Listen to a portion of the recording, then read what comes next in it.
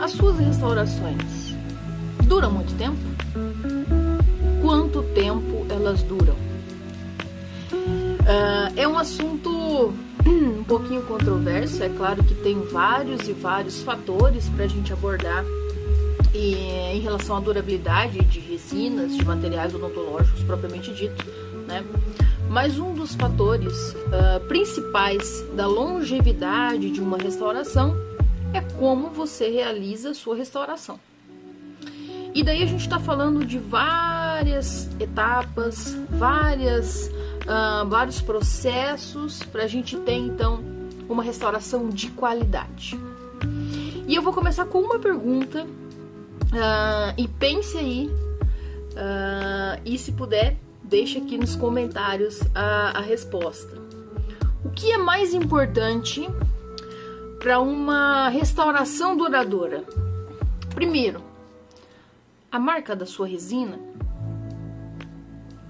Segundo, o tipo do seu adesivo. Terceiro, a fotoativação. Pensa aí um pouquinho e deixa aqui nos comentários o que você acha que é mais importante, que é um fator que mais contribui para uma restauração de excelência, uma restauração duradoura. Se você falou a resina, você está redondamente enganado. Como assim, Andressa? Hoje no mercado a gente tem vários tipos, várias marcas de resinas excelentes, mas mesmo a pior resina do mercado ou a resina mais barata, com menor tecnologia, ela ainda vai oferecer questões satisfatórias relacionadas à durabilidade da resina. Então, a resina mais barata ainda pode ser uma resina duradoura. Claro que você precisa de alguns cuidados para manejar resinas cada vez com menor nível de tecnologia. Eu não estou falando aqui que você tem que comprar resina barata. Não confunda o que eu estou falando. Eu estou falando que para o fator durabilidade, pouco importa a marca de resina que você usa. E daí a gente vai entrar no segundo ponto, que é o adesivo, né? E aqui no adesivo, a gente não está falando primariamente de marcas de adesivos, né? De tecnologias de adesivos. Aqui a gente está falando no sentido de que qual adesivo conversa com a resina que você tem na sua gaveta. Vou dar um exemplo básico aqui. A gente tem algumas resinas da 3M, que agora mudou de nome, né? Agora é Solvento, não é mais 3M, mas continua sendo a mesma empresa, que não conversam com alguns adesivos da própria 3M. Você sabia disso? Nós sabemos que a empresa 3M, a Solvento, é uma empresa de qualidade, resinas de qualidade, cimentos de qualidade, adesivos de qualidade, né? E tantos outros produtos que não são a nível odontológico, mas que são excelentes. Então, nós temos um produto excelente. Ponto. Mas o que adianta eu ter uma resina maravilhosa, uma Z350, por exemplo, com um adesivo que não conversa com o substrato do dente e com a resina que eu estou utilizando? Então, o adesivo, sim, tem uma função muito importante que pode prejudicar a durabilidade da restauração. Visto que um adesivo que não conversa com a sua resina pode trazer infiltrações, pigmentação da interface dente-restauração, falha precoce da colagem da restauração no seu dente. Então, nós temos um ponto muito importante. Toda resina que você usa, você precisa estudá-la. E quando eu falo estudá-la, não é praticar cor, acerto de anatomia, entender como é que é a maleabilidade dessa resina, que pincel eu vou usar, que espátula eu vou usar para marcar menos essa resina. Não. Quando eu falo estudar a resina, eu estou falando de componente químico-físico da resina. Ela é uma nanohíbrida? Ela é uma microhíbrida? Quais são os adesivos que conversam com aquela resina? E quando eu falo que conversam, pessoal, são adesivos que foram feitos para aderir àquele tipo de material. Ponto. É isso. Então, você não precisa saber de todas as peculiaridades do mercado, mas você precisa saber das resinas que você usa, independente da marca que você está usando. E daí a gente vai entrar no terceiro ponto, que para mim é o ponto mais importante e mais decisivo para a durabilidade de restaurações, que é o quê? A fotoativação. A fotoativação é uma etapa crucial para a gente manter uma restauração saudável na boca. Fotoativar uma resina não é endurecer uma resina, é polimerizar uma resina. E muitas vezes, alguns fotos que nós usamos endurecem a resina. Dá durabilidade a ela, dá uma certa resistência, mas não é capaz de transformar os polímeros daquela resina. E daí nós sofremos com os clássicos, resina caindo, infiltração, marginal de resina, pigmentação dentária, sintomatologia dolorosa, porque nós vamos ter lá elementos químicos que não foram polimerizados soltos, dentro de uma matriz que está, entre aspas, polimerizada, né? Então, a gente contribui com dor pós-operatória, reincidência de cárie, infiltração, e afeta drasticamente a durabilidade das nossas restaurações. E daí, quando eu falo em uma boa fotoativação, eu sei que deve estar passando aí na tua cabeça marca de fotoativador, de fotopolimerizador. Eu tenho certeza que aí na sua cabeça tá um negocinho assim escrito Valo, né? Que é um ótimo polimerizador. Um ótimo fotopolimerizador. Mas não existe só Valo no mercado. Nós precisamos ter fotopolimerizadores que tenham comprimentos de onda para alcançar os polímeros da nossa resina. E lembra que eu falei que era importante estudar a resina? É para isso. O que eu tenho na minha resina? Eu tenho canforoquinona na minha resina? Só uma luz azul vai fotopolimerizar a minha resina ou eu vou precisar de uma luz uma luz violeta, por exemplo? Ultravioleta não, uma luz violeta, por exemplo. Qual é o espectro da luz que vai fotopolimerizar a minha resina? E por que a gente cita os fotopolimerizadores mais caros como melhores? Não que tudo que seja mais caro é melhor, tá, pessoal? Depende do que você está usando. Às vezes você está usando uma resina que só o filtro azul, a luz azul, vai fotopolimerizar ela.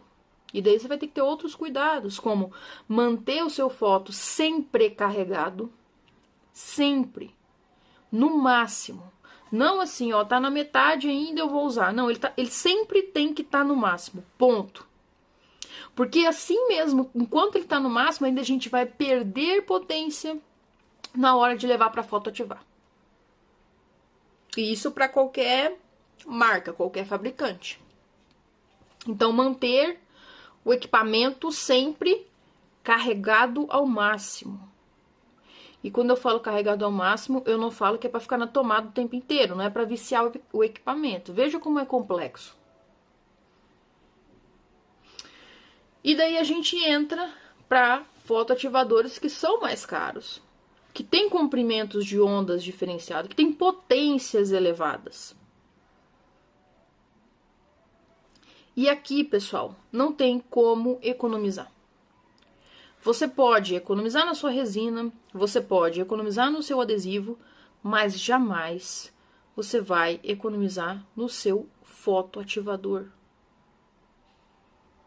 Porque dentre as 3 coisas que eu citei aqui, a mais importante, a que vai gerar mais durabilidade, é a fotoativação correta. E quando eu falo de fotoativação correta, não é só o aparelho, tá? É a forma com que você faz a fotoativação. Você coloca lá no dente e olha para o outro lado, não fica prestando atenção. Coloca lá 15 segundos, 20 segundos, 30 segundos, aleatoriamente. A primeira coisa que eu indico para você ter uma boa fotoativação é uma raquete protetora. Porque aquela proteção básica, muitas vezes não tem como nós nos livrarmos daquela luz ali que não vem atingir os nossos olhos com uma proteção muito pequena. Então a raquete de proteção, ela é uma... Eu vou inclusive deixar aqui um link da raquete para quem não conhece, né, que tem curiosidade de conhecer. A raquete, ela é um produto que ela é como se fosse uma película, um vidro mesmo, bem maior do que a película pequenininha que vem com os nossos fotos, né? Onde a gente vai colocar sobre o sorriso inteiro do nosso paciente e vamos conseguir olhar onde nós estamos levando a luz do fotoativador. E o foto, pessoal, tem que estar encostado na sua resina. Necessariamente encostado. Então eu tenho um dente, a face do dente aqui, e eu vou colocar meu fotoativador. Vamos supor que é essa face aqui que eu tô restaurando. Então eu vou vir com o fotoativador perpendicular, formando um ângulo de 90 graus com a minha restauração, encostado. Se eu vou encostar no dente, o meu foto tem que estar protegido, não tem?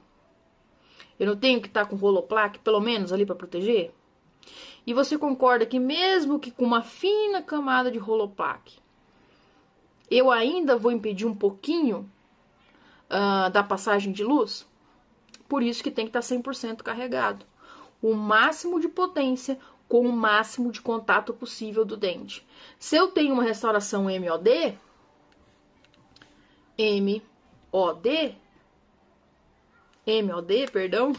se eu tenho uma restauração de 3 faces, eu vou fotopolimerizar as 3 faces. Então, eu vou fotopolimerizar M, vou fotopolimerizar O, vou fotopolimerizar D. Ponto. E principalmente na face oclusal, a gente não vai ter um ponto de fotoativação. A gente vai ter vários pontos de fotoativação. Toda a região da resina precisa ser fotopolimerizada de forma encostada. E muitas vezes nós deixamos um pouco aquém aqui de encostar das resinas, porque a gente acha que a luz vai penetrar em todas as resinas, eu economizo tempo. Mas você está fazendo uma coisa que vai prejudicar a qualidade da sua restauração.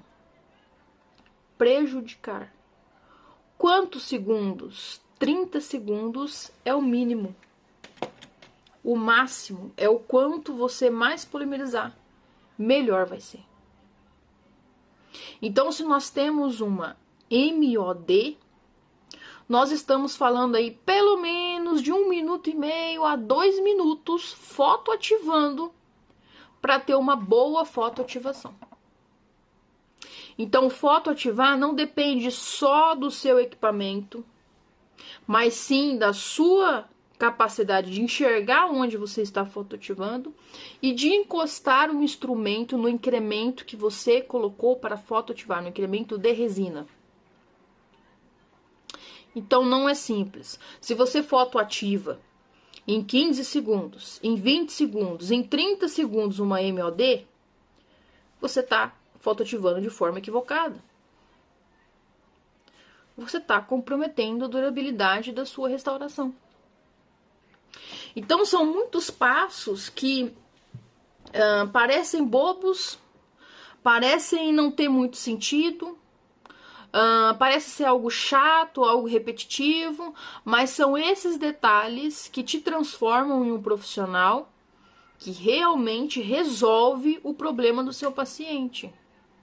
Imagina um paciente que vai fazer uma restauração com você, que ele já foi em vários outros dentistas para fazer a mesma restauração. Você já identificou que esse dente a ser restaurado não tem contato prematuro. Você já identificou, não tem uma patologia associada a contato prematuro, porque isso também descola restaurações, e daí não é culpa de como você faz, mas a culpa é no diagnóstico oclusal. Então, primeira coisa, tenha um diagnóstico oclusal. Ponto. Segunda coisa, controle de umidade só acontece com isolamento absoluto. Vou repetir.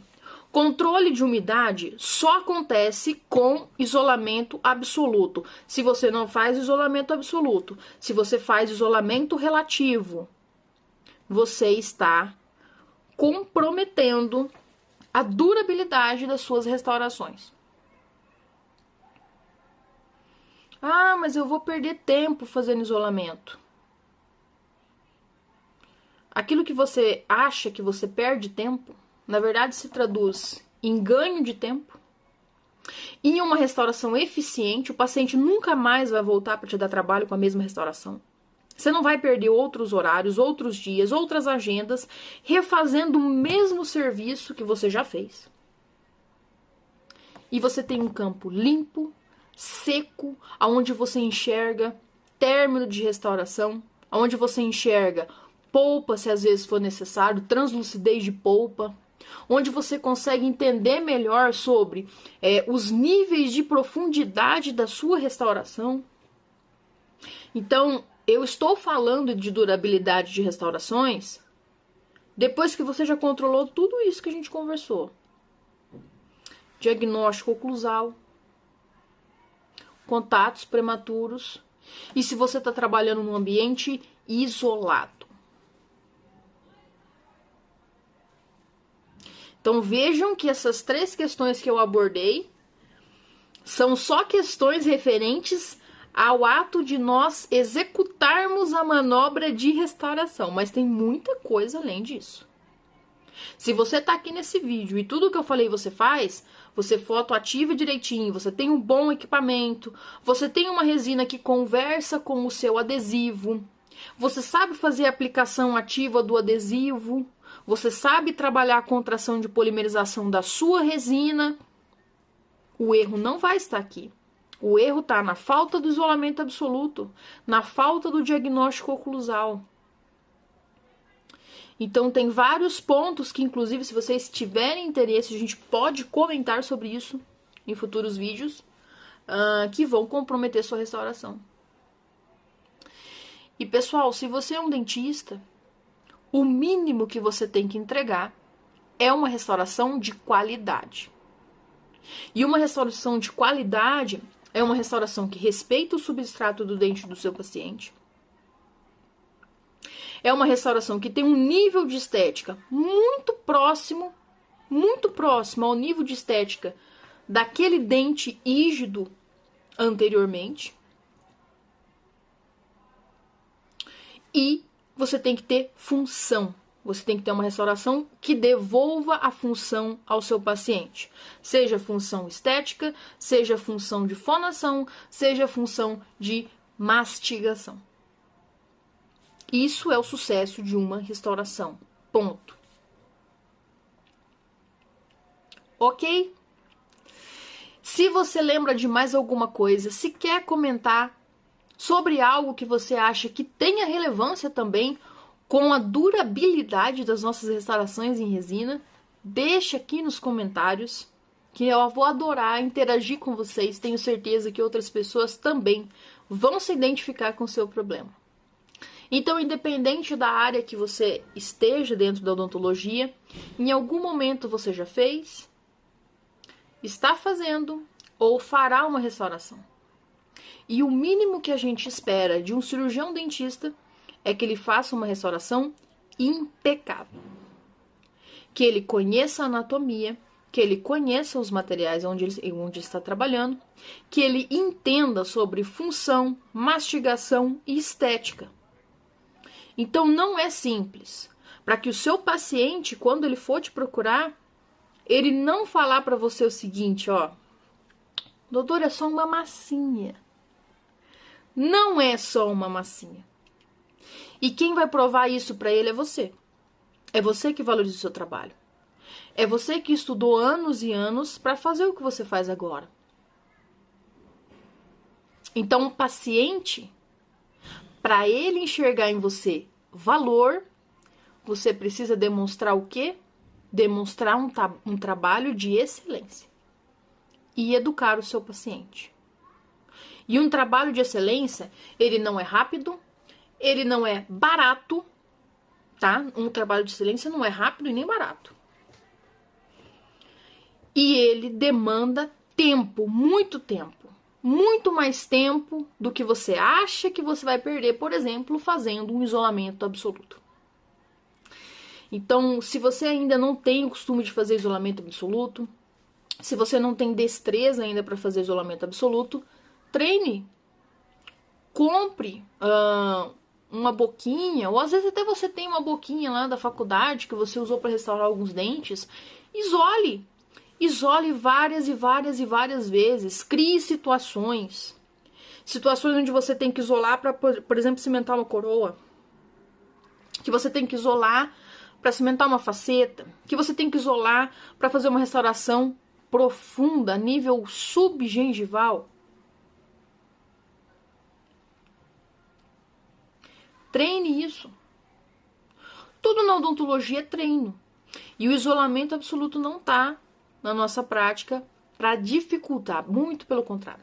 Tá para trazer uma facilidade, uma limpeza, uma excelência. E se você quer ser um dentista de excelência, você precisa entregar excelência para o seu paciente. Você não precisa entregar marketing. Você não precisa gastar dinheiro com marketing. Você precisa educar o seu paciente.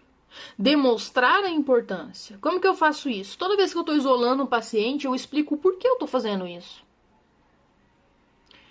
90% dos pacientes viram para mim e falam: nossa, Andressa, ninguém nunca isolou meu dente para fazer uma restauração. E desde quando eu comecei a isolar dentes para restaurar, eu nunca tive restauração que caiu. Então, o isolamento absoluto é um fator divisor de águas mesmo, né? Inclusive, quero até fazer um vídeo sobre só a importância do isolamento, dicas de isolamento. Então, se você se interessa sobre esses assuntos, se inscreva, deixe o seu comentário, deixe as suas dúvidas, o que você quer ouvir aqui, né? Eu tô começando agora a fazer vídeos nesse formato, né? Geralmente eu só boto um slide aqui e explico sobre um assunto de uma forma entusiasmada, porque é um tema que eu gosto muito, né? Odontologia, eu amo odontologia, é a minha vida, é o que dá sentido pra minha vida. E eu tô começando a fazer esses vídeos mais pessoais, porque eu entendo que as mesmas dores que eu tenho, outros dentistas têm. E muitas vezes tem vergonha, tem medo ou falta de intimidade para falar com colegas dentistas. E em determinado momento da nossa vida a gente pensa que nós somos únicos, né? Que assim, é só a gente que não sabe fazer uma boa restauração, só a gente que não consegue isolar, só a gente que não tem trabalhos bonitos. Só que não é assim. E se você quer ser um dentista de excelência, você precisa dar passos. Então, se você não isola, comece a isolar. Se você ainda não estudou seu tubo de resina, comece a estudar.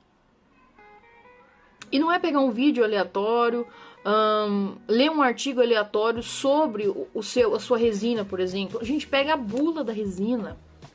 Entenda o que está dentro daquele tubinho de resina que você usa no seu paciente. Isso faz total diferença no final do nosso processo. Um abraço, galera, e até o próximo vídeo.